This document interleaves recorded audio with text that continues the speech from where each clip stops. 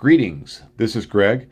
I could not come up with a title for this video within the allowable character limit that would explain exactly what we'll be covering, so I'll explain it now. I'm going to review some U.S. Navy air-to-air combat tactics using current Navy publications and footage from some of the top simulator pilots out there. The Navy source documents, and here is the second one, can be found via links in the description. We're going to focus specifically on flat scissors and rolling scissors. To demonstrate these maneuvers and tactics, I'll be using footage from 3 YouTube channels. These 3 content creators granted me permission to use their footage, for which I am grateful.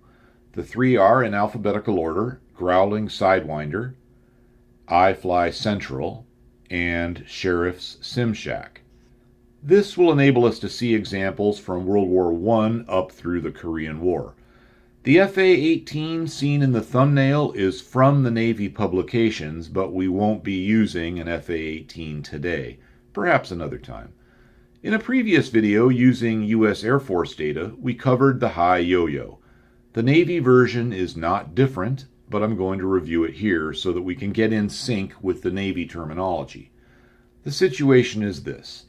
The defending airplane executes a hard brake turn. The attacking plane can't match that turn because of its higher speed. The attacker's speed really has to be higher because he closed into gun range. A good counter to the brake turn is the high yo-yo. First, let's watch an example from Central's channel.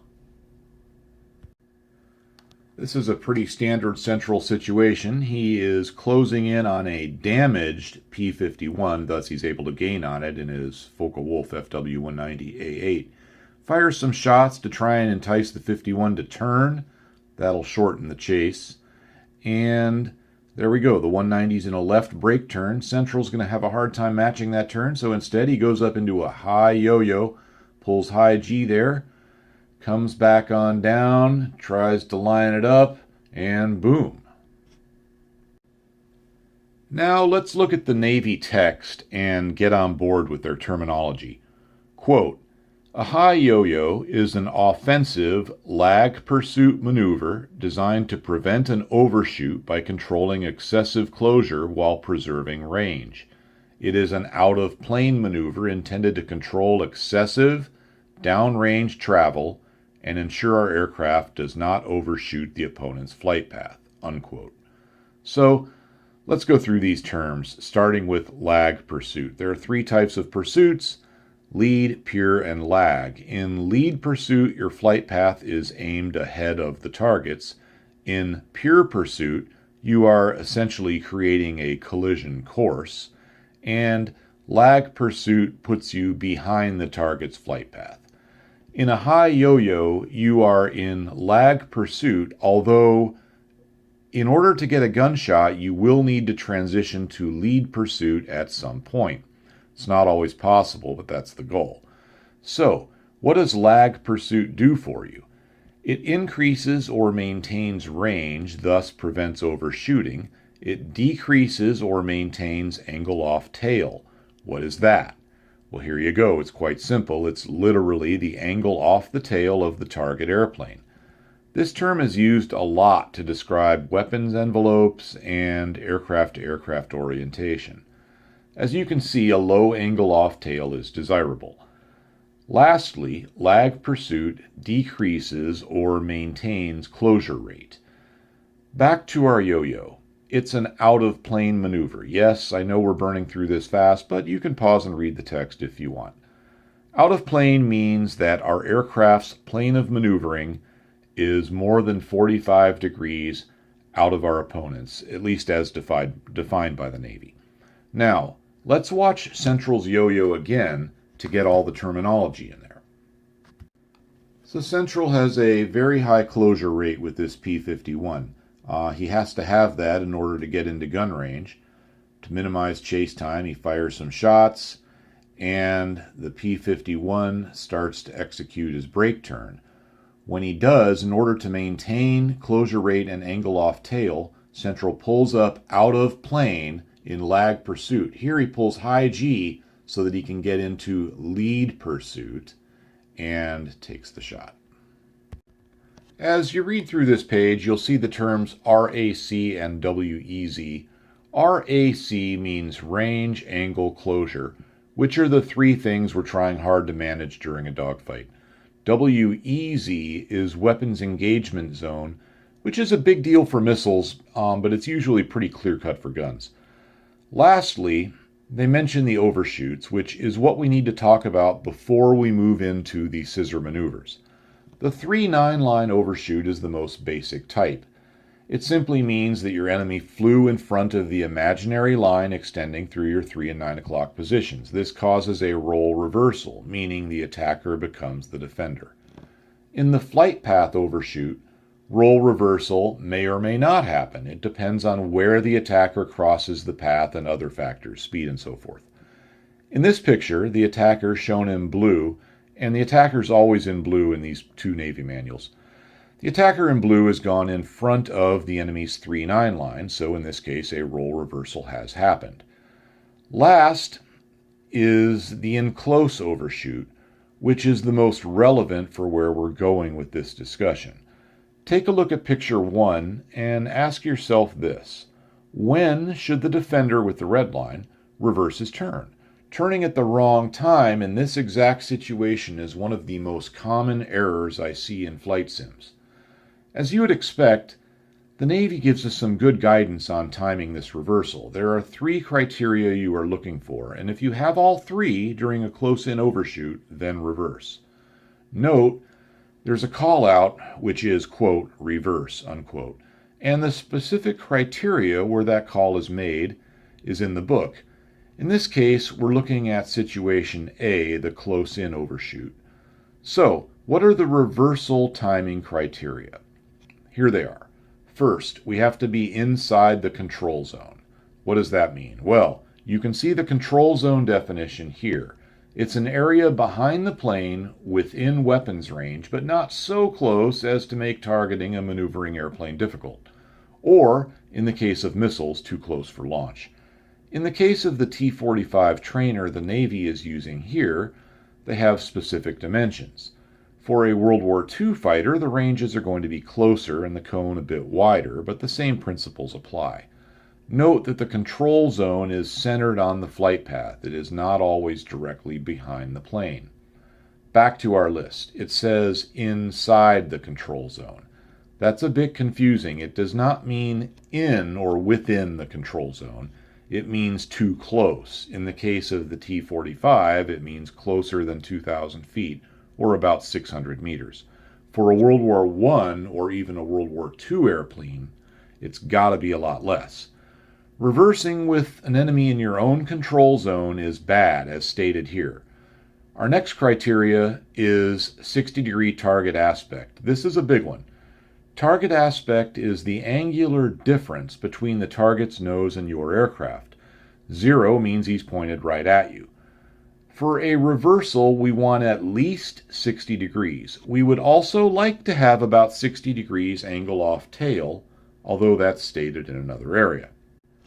Lastly, we want a high LOS rate. LOS is line of sight. You can think of LOS rate as how fast the enemy plane appears to be moving across your canopy.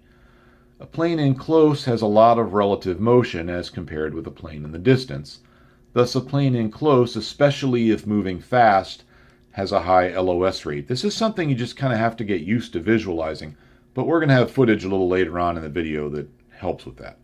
So to recap, let's look at our picture. Before reversing the turn in an in-close overshoot, we need the enemy in close. Generally, the slower the aircraft type, the closer. World War I airplanes, probably only about 100 yards. World War II, probably about 200 yards. Closer is better. Do we have that? Well, I'm not sure. The picture isn't to scale, but let's say we do. Next, we need the enemy's nose pointed away from us by at least 60 degrees. We certainly have that in this case. In fact, it's about 100 degrees off. In this close, at that angle, we would have a very high LOS rate. So yes, we reverse as seen here in image 2. What this reversal will often lead into is a flat scissors. I think this is pretty easy to see how this can happen. There are other ways you can end up in a flat scissors fight, but getting into it from an in-close overshoot is probably the most common. A common mistake is to think of flat scissors as a series of one-circle flows. It is not. In a 1C flow, both airplanes are at the borders of or just outside of each other's bubble, the bubble being defined thusly.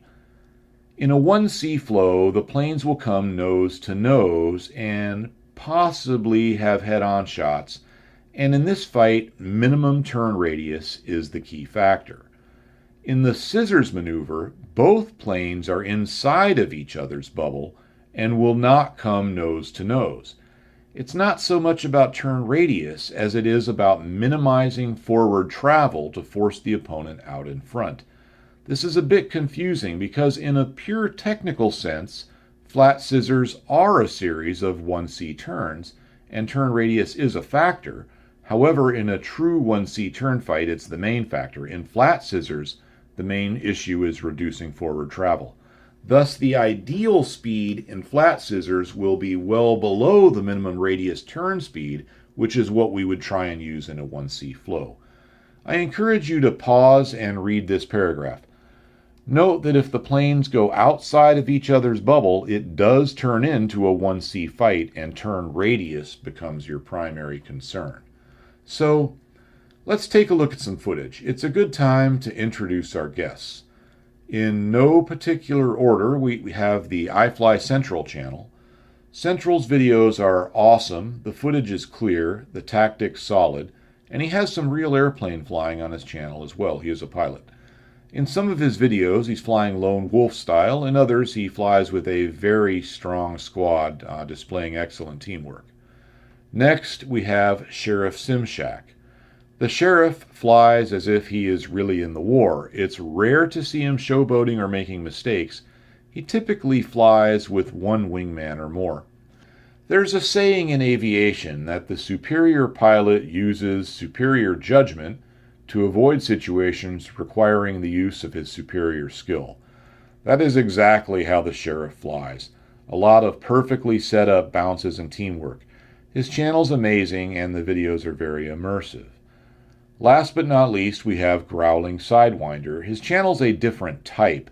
The other two focus primarily on footage of online missions in a warlike multiplayer environment.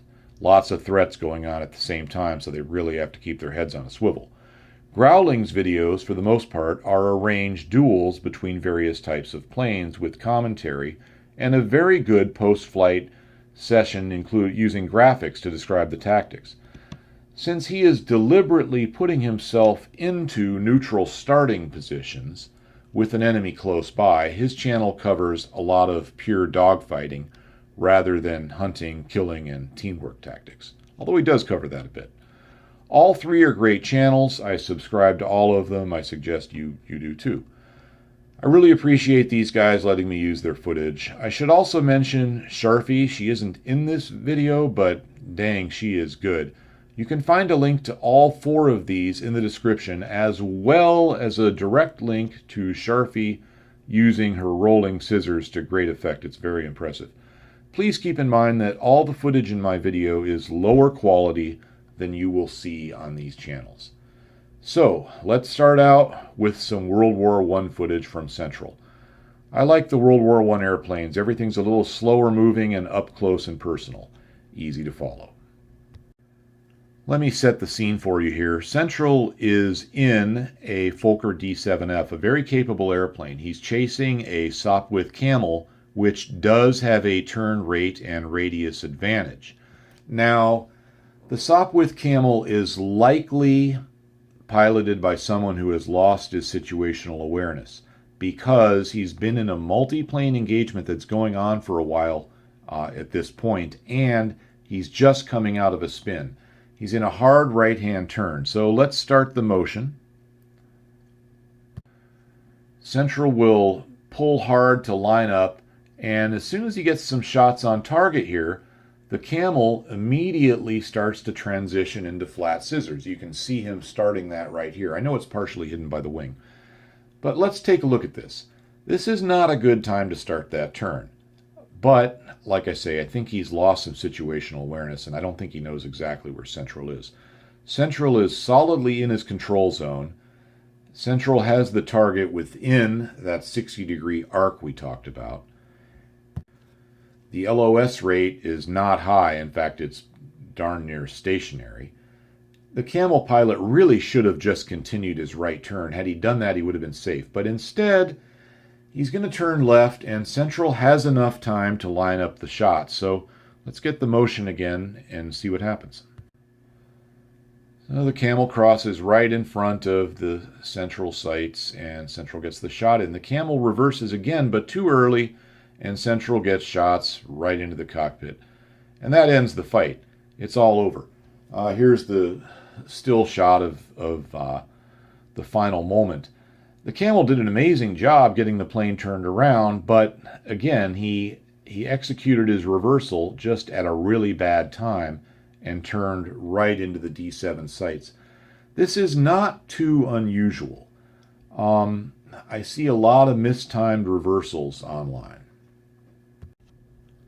Now, we'll take a look at some footage where the defender successfully uses flat scissors to gain the advantage. Keep in mind, most flat scissor engagements only last 2 or 3 turns before one pilot realizes it's not going well. So as with the footage we just saw, all this is going to happen pretty fast.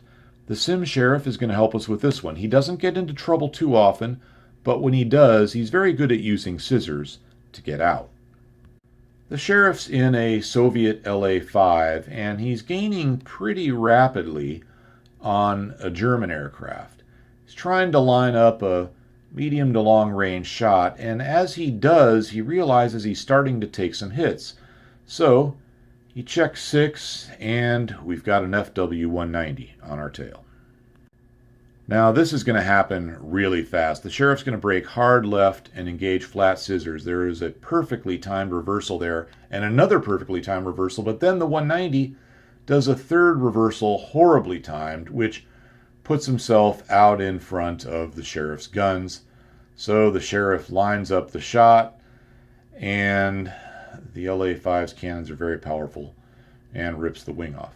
So that's a very good example of a mistimed reversal completely turning the tables. The LA-5 and the 190 are normally pretty close in scissor maneuvers, but that mistimed turn on the part of the 190 just really ended it for him there.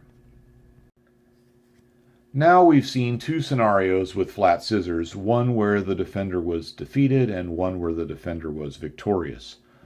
Obviously, aircraft performance is a factor here. Please don't think that I'm saying it isn't. Turning ability, roll rate, deceleration, acceleration, it all plays in. However, proper judgment for the turn reversals can allow a plane that's slightly inferior in these regards to come out on top. We just saw that in Central's video. In my experience, the pilots who fly the more agile airplanes like Camels, DR-1s, Yaks, and Spitfires are so confident in their turning performance that they are often careless with their reversal timing. Now, as a general rule, I give flat scissors about 2 turns. If it's not going well after that, I'll look for an escape window, and we'll cover that later.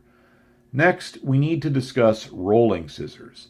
This normally develops as the result of an in-close overshoot, but unlike the flat scissors, the attacker pulls up out of plane more or less into the vertical to minimize downrange travel.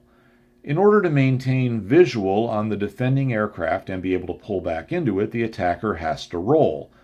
The defender typically will roll towards the attacker and pull the nose up to try and reverse the situation. Thus, the rolling scissors happens almost naturally after a close-in overshoot if the attacker goes vertical. This happens all the time in simulator world. There's some key things to look for in the roller. The rule to live by is oppose the nose. If the opponent is getting his nose down at the top before we get our nose up, or the other way around, he gets his up at the bottom before we get ours down at the top, then it's not going well. During the roller, you're generally going for lag pursuit, not lead. Note the two exceptions. Also notice that it's only desirable to pull lead for a shot when going nose high. Trying it when nose low can put you out in front, which you don't want. They point out that there's an illusion at the top, and I've seen this, that gives the feeling of being offensive, and the opposite at the bottom. If the enemy is forward on your canopy or moving forward, that's a good sign. If the enemy is nose low and passes through your 3-9 line, you're on the offensive. If the rolling scissors continues long enough, the planes will lose enough altitude so that the ground will become a factor and they will have to transition to flat scissors. The plane to make that transition first is at a disadvantage. Obviously, this is a bigger factor with prop-driven fighters as they tend to lose altitude faster in maneuvers and usually have more altitude to begin with. We're not talking about super high thrust-to-weight ratio stuff like F-16s. So let's take a look at some footage. I'm going to leave the sheriff's audio on for this one, and I'm going to be quiet. There are a few things I want you to note during this encounter. First, teamwork. The sheriff's wingman is on top of things, calls out check 6, calls the break. The sheriff immediately goes into a hard barrel roll, which makes him a very difficult target, and starts a rolling scissor with a much faster moving enemy, virtually ensuring an overshoot. Then, as soon as the bandit crosses the sheriff's 3-9 line, the sheriff now knows that he is safe and on the offensive. He actually calls that out. He also knows he's at an energy disadvantage, so he has the wisdom to ask for help at that point. In order to put pressure on the bandit, he fires some shots and actually gets in some hits. This is about the best example I could find of teamwork in regards to defensive flying that included rolling scissors. Swinging around, going west for now, resetting a bit. Someone dives toward you. Check 6, be ready to break. Break now. Break. Yeah, I'm fine. He's overshooting. Yep. He's in front of me. Can you help me? Yep, I'm coming in. He's gonna have energy on me, but I can pressure. Okay, I'm going down again. I think I hit him there.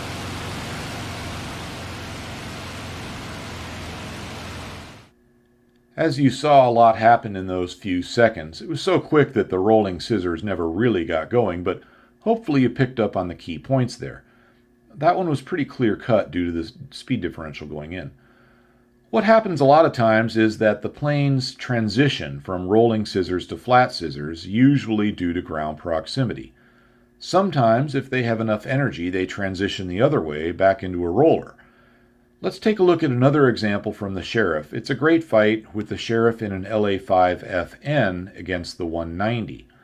In this case, the FW-190 is significantly disadvantaged. On the deck, the LA-5FN is both faster, more maneuverable, and has a better rate of climb. So the 190 pilot really has to be on his game to have a chance here, especially against a skilled opponent.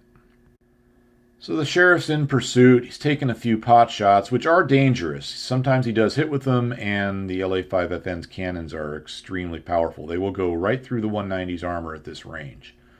So the 190 starts into some flat scissors here and makes the turn way too early and then transitions into a roller. That was actually a good move for the 190, but then back into flat scissors here, takes some hits, and again back into another flat scissor turn, makes the reversal way too early. Sheriff's totally in the control zone.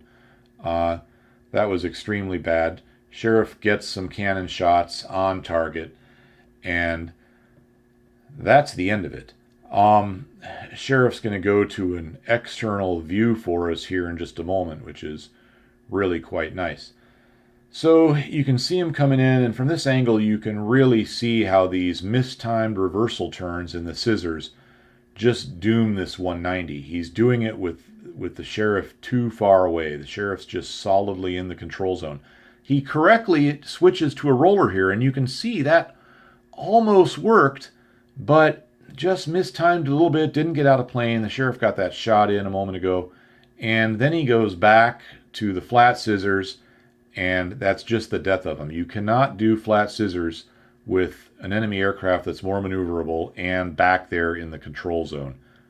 You really have to have that timed properly. It's funny that the 190 pilot bailed out here. Just a quick point of interest, and this is relevant for real airplanes or simulator world, at least in IL-2.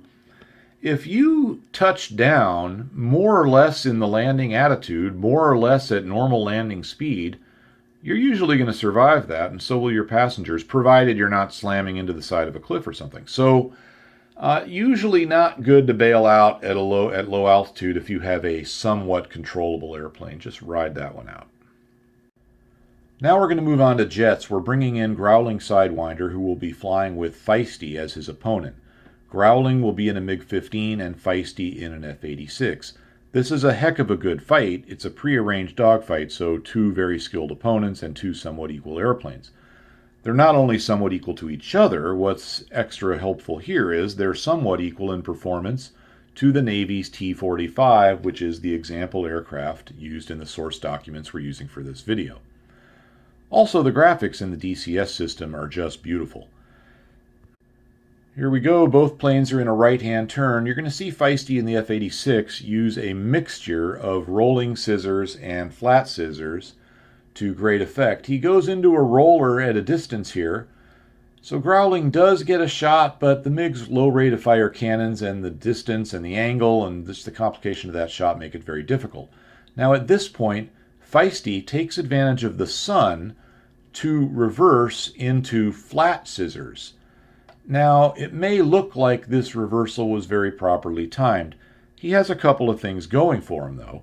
He does have very high LOS, and he also has put Growling outside of Feisty's control zone. However, he is within Feisty's 60-degree arc, so that's bad. But he's got 2 out of 3, and what he's done is used a combination of the sun here and out-of-plane maneuvering to deny Growling the shot. So while this looks pretty bad, Feisty's actually out of plane and is safe from being hit. Also, before we restart the motion, notice that Feisty's F-86 is missing an aileron. That's because Growling hit him early on in the fight. So we'll get the motion going again, and what we see here are flat scissors again and another well-timed reversal. And then Growling transitions into a roller, which is better for him in this case. Then back into, Feisty's kind of doing a flat scissor, and Growling's trying to stay in a roller, and neither one of them are really gaining any advantage. So at this point, for sure Growling is trying to exit the scissors. I'm not sure what Feisty's doing, but you've got a few choices here when you're exiting scissors. If you want or need to exit a scissor fight, but want to keep fighting in the horizontal, you have basically 2 choices. If at your current speeds, your plane has a better turn rate, you want to force a 2-circle fight, or a 1-circle if your plane has a better turn radius. If you're unclear about this, pause and read this section of the book. It's pretty simple. A 2-circle fight means that both planes' bubbles are centered over different poles. In this case, turn rate and not radius is the key. Of course, you may want to exit the fight entirely and escape. The Navy refers to this type of exit as a bug out. From rolling scissors, you may want to start the bug out from the top of the roller and go towards your opponent's 6 o'clock. Be sure to deny him turning room as you initiate the bug so he has difficulty getting a shot. Typically, if you start this with enough speed and have the faster airplane and do it just like it says here, you'll be out of gun range before the enemy turns around and you'll be able to escape. If bugging out of flat scissors or a turn fight, the Navy has clear guidance. I think it's pretty self-explanatory, except for step 6. They're assuming a possible missile shot. So for a guns-only airplane, we can shorten that distance quite a bit, probably to about 600 or 700 meters. Let's take a look at Growling's bug out. So this is much later in the fight, and again, the two planes have again found themselves in rolling scissors, where neither one can really gain the advantage. You can kind of see how it looks like one is gaining at one point, but really that's the illusion. And they go back and forth, again, to flat scissors, and then back to the roller, and neither one can really quite gain advantage. So at this point, Growling does a bug out. He exits the fight to Feisty's 6 o'clock, gets down low at high speed. Of course, he's not really trying to escape, so he does start to turn back into the fight at some point. This is a fight to the finish. This isn't on an online server where it's a large multiplayer environment and you want to get back to base. So that completes this video. I hope at this point you have an understanding of how to use flat and rolling scissors in an online sim. If you're new to this channel, this isn't really my normal subject matter, but I'll make this sort of video from time to time. After my video on John Boyd's Air Force tactics, I had a lot of requests for U.S. Navy tactics. Quite a few people asked me to use Shaw's book on the subject, which is excellent, but what I do here is use original source material to cover what I think are interesting topics in aviation. Thus, I used official publications. I always link these documents in the description, so if you want to learn more or verify information or errors, you know where to look. One more thing. In the description, I'm linking one of Sharfie's videos with the timestamp to the best rolling scissor reversal I have seen. She really does an incredible job. Plus, it's a fun video to watch. Have a great day. Goodbye.